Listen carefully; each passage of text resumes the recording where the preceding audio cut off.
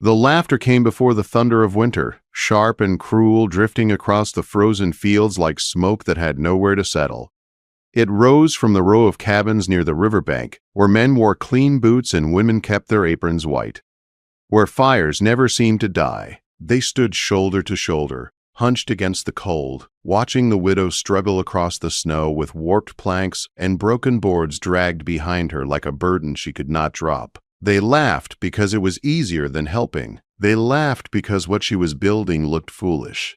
A cabin inside a broken barn, the same barn whose roof had been torn open by the last hard wind, whose western wall leaned like a drunk against the trees. And they laughed because she was alone. Lena Coyle did not look at them when they laughed. She kept her eyes on the ground, on the path worn thin beneath her boots, on the frozen earth that bit through leather and cloth. She was thin now, thinner than she had been the year before, her face drawn tight by hunger and sleepless nights. Her husband had died the previous summer, his lungs filled with blood after a fall from the mill scaffolding. The pay he had been promised never came. She buried him with the last coin she had and watched the town move on as if he had never existed. Their small house near the creek was taken apart for lumber, traded away to a man with stronger arms and a second ox. Lena and her 3 children were given permission to stay for a while in the remains of the old barn at the edge of the grain fields. Not a home, just a place to wait until they left or froze. The barn was barely standing. The roof was half gone, ribs of old timber exposed to the sky. Wind moved straight through it, carrying snow and ice like knives. The smell of old hay and mule sweat clung to the beams. Most people would have seen it as a grave waiting to be filled. Lena saw something else. Not hope, not comfort, but a chance that was thinner than a breath and just as fragile. She did not have time to be wrong. She worked while the town watched. She hauled stone in her apron for 6 days, building a floor that the wind could not reach. She scavenged broken wagon beams and shattered fence boards, anything she could pry loose or trade for with labor. Her fingers split open from the cold, bleeding into the snow, and still she worked. At night, her youngest cried from the shadows of the barn, his small voice thin and tired. Lena held him close and promised nothing she could not keep. She only kept moving. The men did not help. Not when she carved out space for 2 beds and a stove inside a corner of the barn. Not when she walled it off with planks layered like scales, filling gaps with rags, dried grass, and scraps of wool. Not when she built a second inner wall tighter than the first, sealing air inside like a held breath. They waited for her to break. They were certain she would. She bent instead. Her knees gave out more than once from lifting too much stone. A storm nearly tore the tarp from the half-finished roof. There were nights she boiled leather to make broth and fed it to her children with a steady hand. But she did not break. Something colder than frost and sharper than hunger kept her standing. Desperation did not scare her anymore. It drove her. The day she made her final decision, the wind was so loud it drowned out her daughter's crying. Little Ruthie was 6 years old and already too quiet from too much cold and not enough bread. She curled beside one of the barn's support beams and whispered that she did not want to be alive if her feet hurt like this forever. Lena felt something tear open inside her chest. She did not cry. She stood up and began again. She remembered her grandmother once telling her about a mountain winter long ago, when a chimney collapsed and there was nowhere to run. How they had built inward instead of outward. How they trapped warmth and guarded it like a living thing. Lena did not have a grand plan, only hands, grit, and memory. She built a false floor raised just enough to stay dry. Beneath it, she packed stone that could hold heat long after fire died. She made a stove from a salvaged iron barrel, stuffing it with rocks she heated each night. The barn still looked ruined from the outside, but inside it began to change. By the 2nd week of December, the air no longer stung her lungs. She could work with her sleeves rolled up. The baby Ephraim stopped wheezing through the night. She noticed snow did not gather on the patched roof, the way it did on other homes. It melted slowly, quietly, as if something warm beneath it was breathing. The men noticed too. Her chimney smoked longer. Her windows did not frost the same. Footprints outside her barn stayed soft while theirs froze hard. It started in late November. 2 days after the first deep freeze rolled in, the men had said it would not be a hard year. The river ran long into October. The squirrels were not nesting deep. The sky stayed soft and gray. They were wrong. The cold came down like a hammer. Wells capped in ice. Trees snapped at night like gunfire. By the time the town understood, it was too late to change anything. Lena had already changed everything she could. Whispers replaced laughter. Some said she used magic. Others claimed she was stealing wood and hiding it underground. One woman said she sealed the place with animal fat and tar like some savage. A few whispered that her husband had not died at all, that he was hidden inside, feeding the stove all night in secret. No one came to ask her. They did not dare. When one man stepped close and saw her face, hollow-eyed and stiff-backed, he turned away. There was no fear in her expression, only a quiet pride that burned hotter than any hearth. Just after the new year, the test came. A storm rolled into the valley like a curtain pulled across the world. Snow blotted out the stars. The wind crushed porch beams, shattered windows, buried livestock alive. Families huddled in root cellars and center rooms, wrapped in every blanket they owned, praying their chimneys did not clog or collapse. Inside the broken barn, Lena and her children slept in shirt sleeves, tucked against warm stone, while steam curled from the cracks of the inner walls like breath from a sleeping animal. That was when the knocking began. It was not loud, not proud, just a soft, uncertain tapping, like someone afraid to be heard. The first was a boy of 15, whose parents had not returned from the woods. His cabin roof was gone. Lena let him in. The second was a mother with frostbitten fingers and a baby near freezing. She let them in too. Then more came, one by one, until nearly 9 souls were packed inside that tight space. Lena did not turn away a single one. The walls held. The heat stayed. For 3 days the storm raged, and the broken barn became the only place in the valley where breath did not fog and bones did not ache. When the skies cleared, the town stepped out like survivors of a war, faces gray, limbs stiff, eyes darting. They saw the smoke still rising from Lena's chimney, thin and steady. The laughter stopped for good. Some began to watch her more closely, tracing the curve of her roof, the placement of her walls, the shape of her stove. They were too late to learn without asking. The others left as the cold eased. The boy went to work for the blacksmith. The mother followed family south. They pressed coins and dry goods into Lena's hands and whispered thanks before slipping away. Soon it was just her and her children again. The walls felt thinner. The season began to change. Thaw came slow and dangerous. Snow receded in patches, then lines, then running trenches of meltwater. The roof she had patched so carefully began to sag with moisture. Cloth and bark soaked up damp. Drips formed overnight. Each wind loosened another seam. Lena worked without rest, packing sod into crevices, stripping bedding to seal corners, boiling pine resin with ash to make crude tar. Her fingers bled again.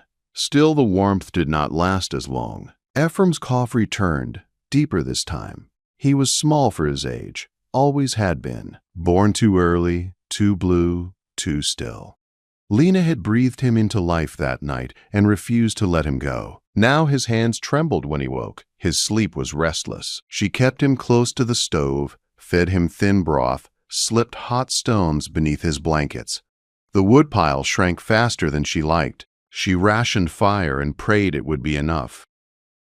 One late January afternoon, she heard hooves where no one traveled by accident. The horse moved unevenly, starved and tired. A man came into view, mud-splattered and grinning like trouble that had survived too many storms.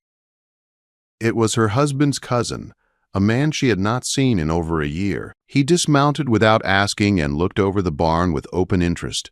He spoke easily, as if the past did not matter, as if he had not once tried to drag her husband into debt. He said he had heard of her miracle barn, said there was profit in it, said they could work together.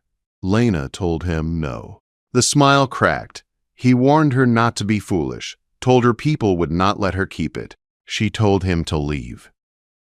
That night, she found scrape marks along the barn wall where someone had tried to pry a board loose. Quiet marks. Careful. She slept with a hatchet close and the fire low. No one came again, but the message stayed with her. They wanted it now. Not with laughter, with hunger. Before dawn, Lena took her children into the woods and began to dig. The ground was harder than Lena expected, frozen just beneath the top layer of soil, resisting every strike of the shovel like it knew what she meant to hide. She worked anyway. Her hands were already ruined, cracked and swollen, so pain no longer slowed her. Caleb helped when he could, hauling stones from the creek bed, stacking them where she pointed. Ruthie gathered dry grass and pine needles, her small fingers red and numb. Ephraim sat wrapped in blankets against a tree, watching silently, his breath thin and uneven. Lena was not building another shelter. Not yet. What she dug was deeper, narrower, a hole meant to disappear when finished, a place for supplies, tools, anything that could not be replaced if the town decided to take the barn from her. She lined the pit with stone, packed straw between the gaps, sealed it tight. Into it she lowered rendered fat, salted meat, dried bark, her best hammer, spare iron, nails wrapped in oilskin. She worked with the calm focus of someone who no longer trusted daylight.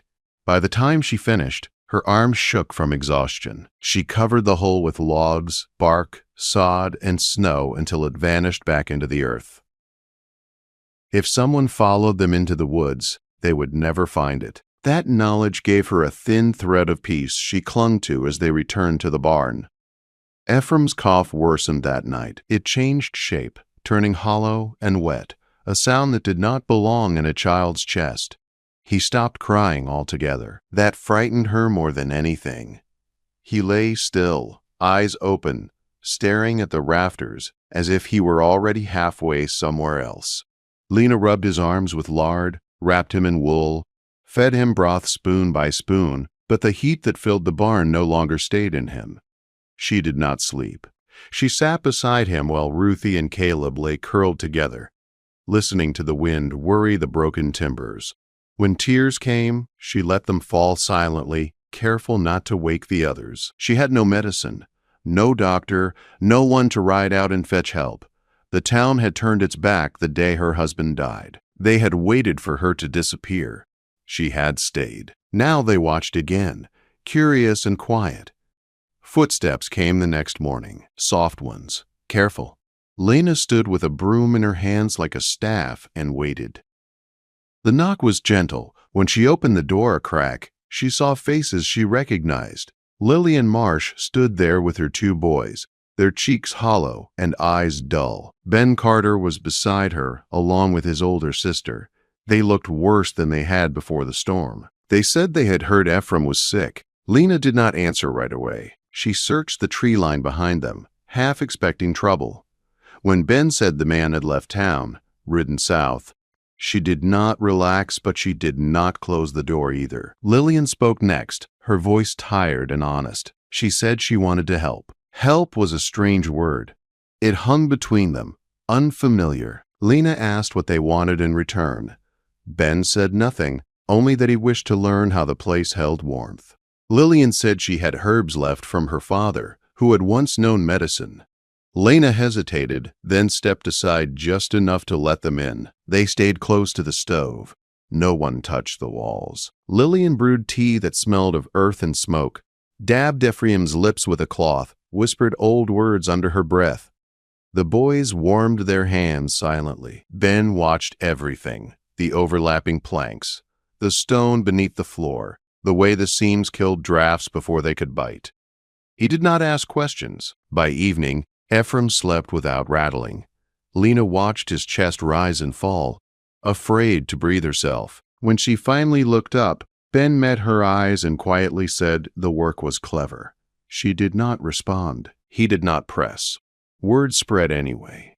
The next day another came, then another. Not crowds, never crowds.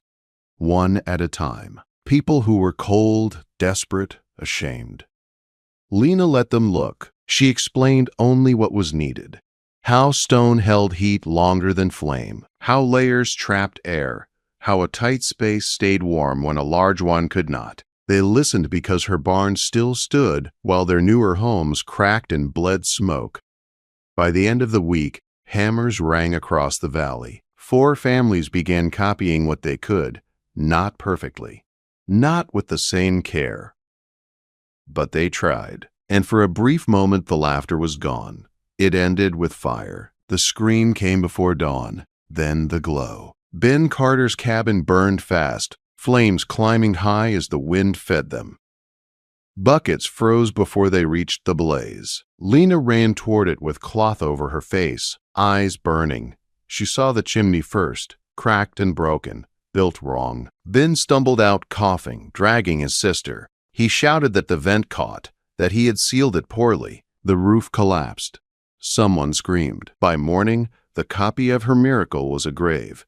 The town split overnight. Some said it was her fault. Others said Ben had rushed, cut corners. Lena knew how this would end. Admiration had turned too quickly into suspicion. Fear followed close behind. She could not stay unguarded. She watched men avoid her gaze, heard whispers stop when she passed. When the preacher came, his pity cut deeper than blame. He warned her that the man had returned, talking of investors, claiming he could build better shelters, claiming she had refused to work with him.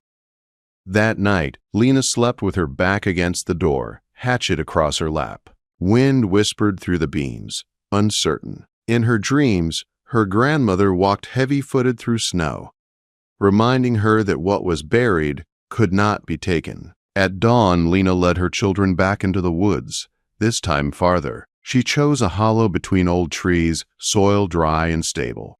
She dug again, deeper, lining the space with stone, sealing it with clay and moss. This was not just for food, it was for them. The town did not confront her. Instead, new cabins rose under the man's direction. Tall chimneys, thin walls, designs that looked impressive and failed quietly. When a sudden warm wind came, followed by hard freeze, they cracked. Smoke poured out uselessly.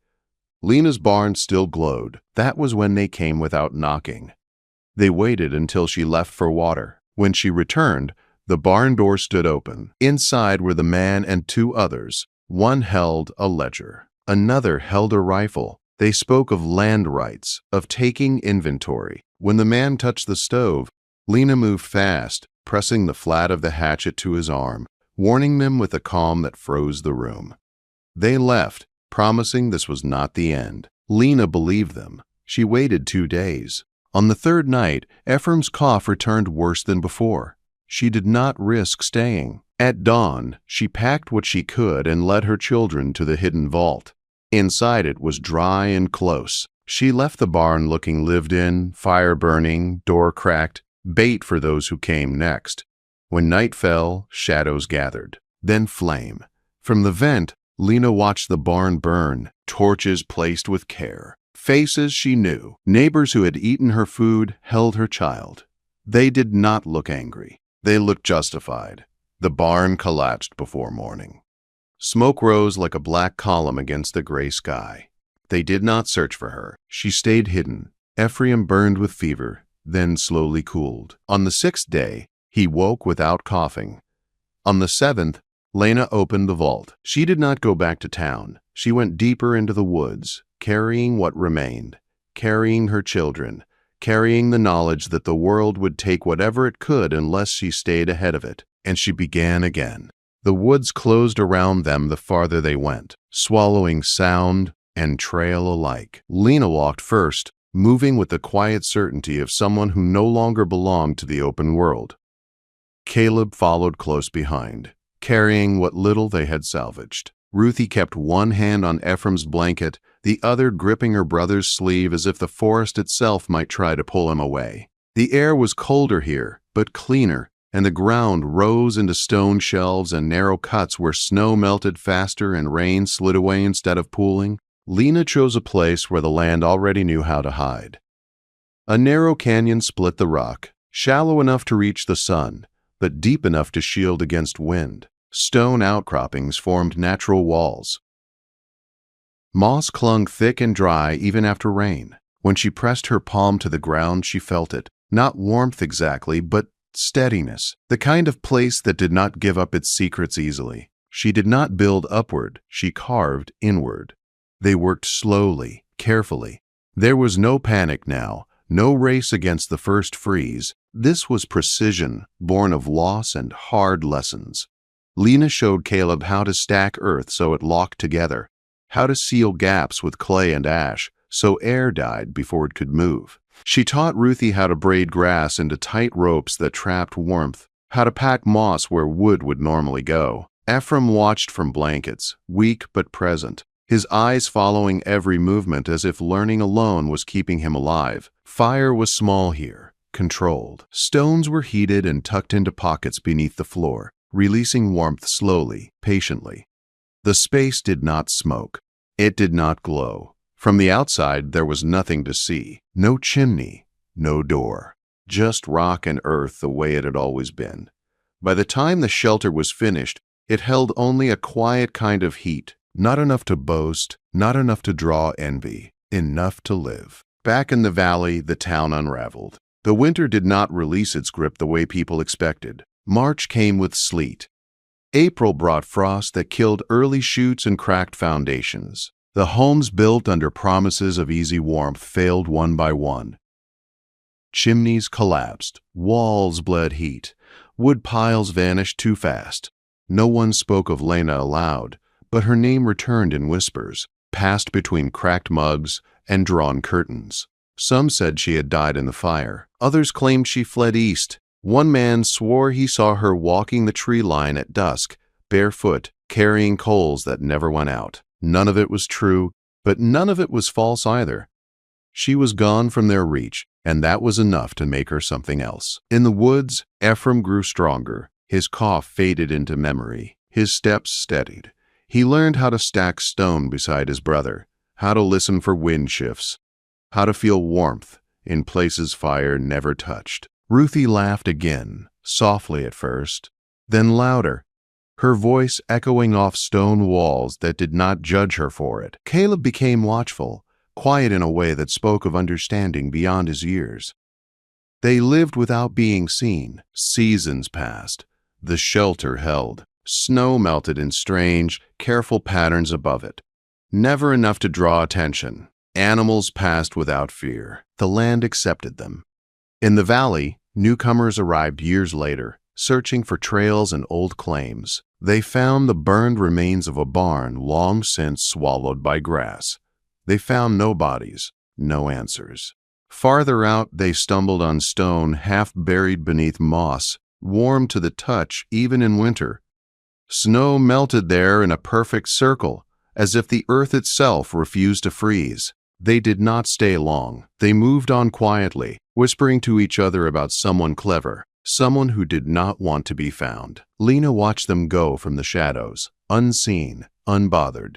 She did not feel anger anymore. She did not need revenge. Survival had taken root deeper than bitterness ever could. The world had tried to burn her out. It had failed. What she built now was not a house, not even a refuge. It was a way of living that could not be stolen, because it did not announce itself. No laughter followed her here. No envy, only silence, chosen and earned. And that was her final triumph. Not warmth alone, not hiding, but a life so carefully made, so deeply anchored in earth and stone, that it could endure without permission, without witness, and without end.